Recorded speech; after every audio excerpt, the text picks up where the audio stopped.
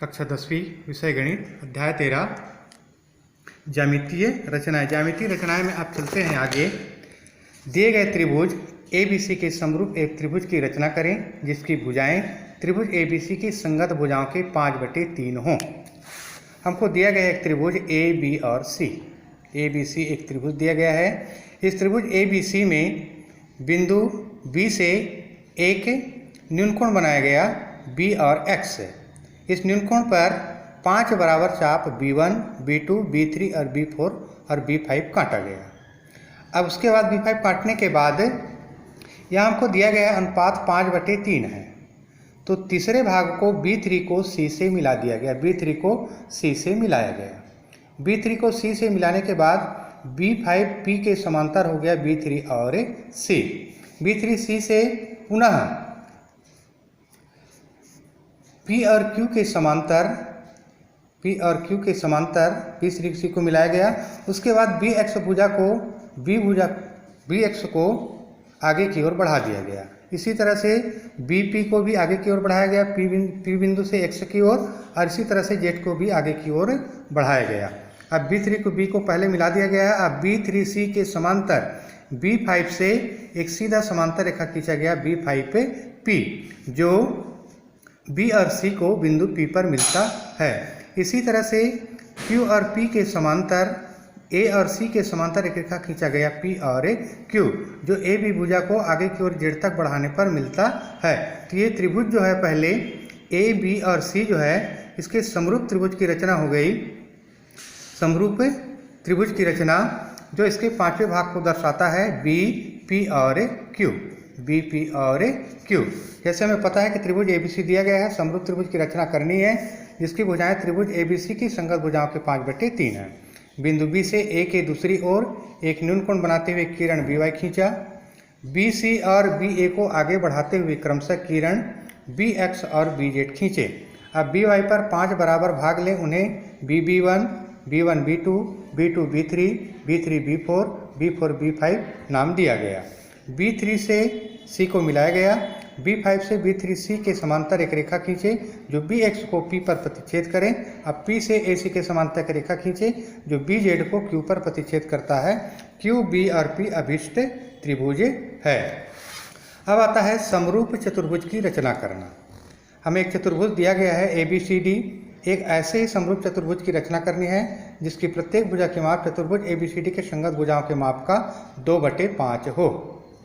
हमें पता है पद क्रमांक 1 में चतुर्भुज ABCD दिया गया है। समरूप चतुर्भुज की रचना करनी है जिसकी भुजाओं की माप दिए गए चतुर्भुज की भुजाओं की माप की 2/3-5 हो।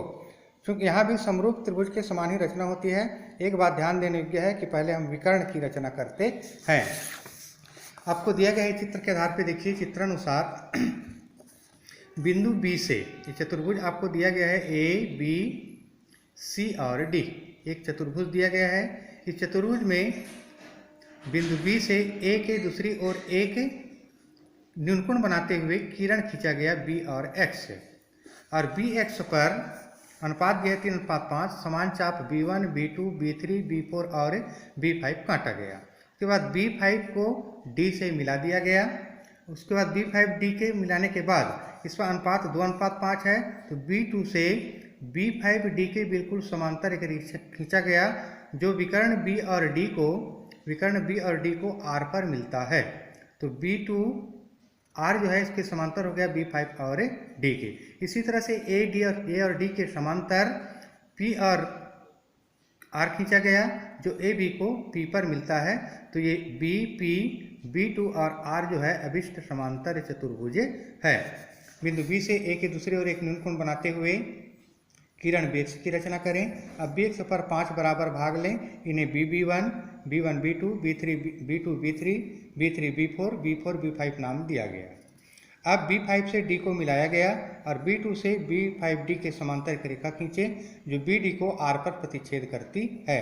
अब R से AD के समांतर एक रेखा खींचे जो AB को P पर प्रतिच्छेद करती है। इसी प्रकार R से CD के समांतर एक रेखा खींचे जो BC को Q पर प्रतिच्छेद करती है।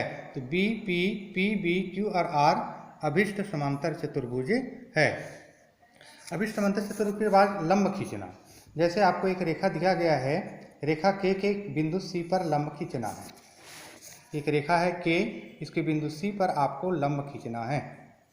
सबसे पहले हमें रेखा के पर बिंदु सी पर एक लंब खींचना है, रचना करना है। सी को केंद्र मानकर उसके दोनों ओर कोई भी चाप लेकर के पर चाप काटा गया। कटान बिंदु को x और y मान दिया गया। अब सी एक्स से ज़्यादा माप के त्रिज्या लेकर x और y के केंद्र मानकर रेखा के एक ओर चाप खींचे। ये दोनों चाप एक दूसरे को किसी बिंदु पर काटेंगे। सी से इस कटान बिंदु को मिलाते हुए सी जेड खींचा गया। सी जेड रेखा के पर लंब है जो बिंदु सी से होकर गुजरता है।